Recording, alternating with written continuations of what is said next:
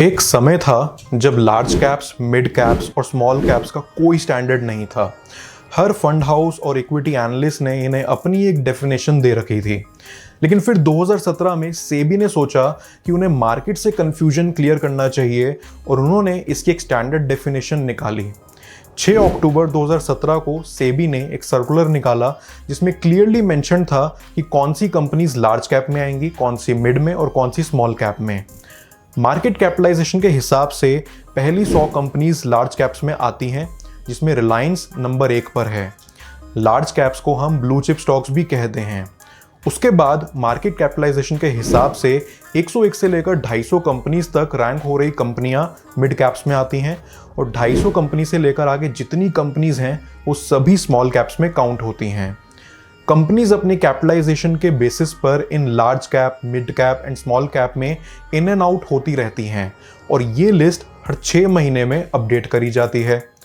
Currently जिस भी company की मार्केट कैपिटलाइजेशन 48,000 करोड़ से ज़्यादा की है वो लार्ज कैप्स में आती हैं, जिसकी 48,000 से 16,000 करोड़ के बीच में है वो मिड कैप्स में आती हैं और जिसकी 16,000 करोड़ से कम की मार्केट कैप है वो सभी कंपनीज स्मॉल कैप्स में आती हैं।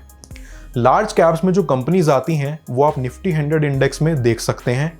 मिड कैप की कंपनीज आप निफ्टी 150 मिड कैप से चेक कर सकते हैं और स्मॉल कैप्स की कंपनीज आप निफ्टी 250 स्मॉल कैप से देख सकते हैं। अब अगर मैं नेशनल स्टॉक एक्सचेंज की वेबसाइट पर जाऊं तो आपको एक बहुत ही इंटरेस्टिंग चीज देखने को मिलेगी। स्टॉक मार्केट की जितनी भी टोटल मार्केट कैपिटलाइजेशन है उसका 76.8% अकेले लार्ज कैप होल्ड करता है, फिर 12.9% मिड कैप होल्ड करता है और सिर्फ 6.4% ही स्मॉल कैप होल्ड करता है। 5 फैक्टर्स जो आपको large caps, mid caps and small caps में इन्वेस्ट करने से पहले कंसीडर करने चाहिए। वो है return potential, risk, liquidity, volatility and institutional investors. Large caps में return potential moderate, risk low, liquidity very high, volatility low and institutional investors very high रहते हैं। मिड कैप्स में return potential high, risk high, liquidity high, volatility high and institutional investors high रहते हैं। Small caps में return potential very high, risk very high, liquidity low, volatility very high and institutional investors low रहते हैं।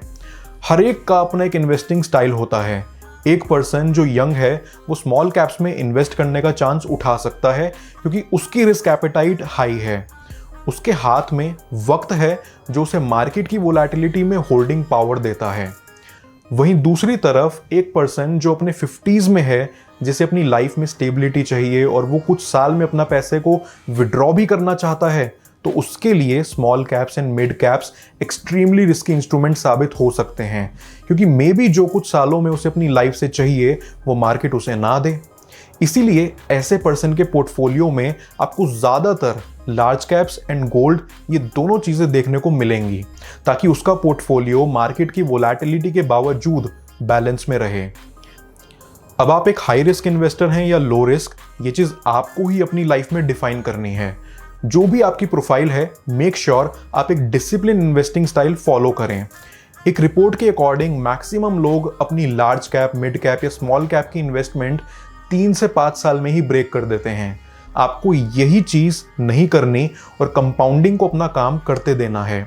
Compounding और SIP की power समझने के लिए आप अपनी स्क्रीन पर दिख रही हमारी एसआईपी की वीडियो ज़रूर चेकआउट करिए और large cap, mid cap and small cap की ये वीडियो आपको कैसी लगी और आप आगे कौन सी वीडियो देखना चाहेंगे हमसे कमेंट में ज़रूर शेयर करिए। I'll see you in the next video. Take care.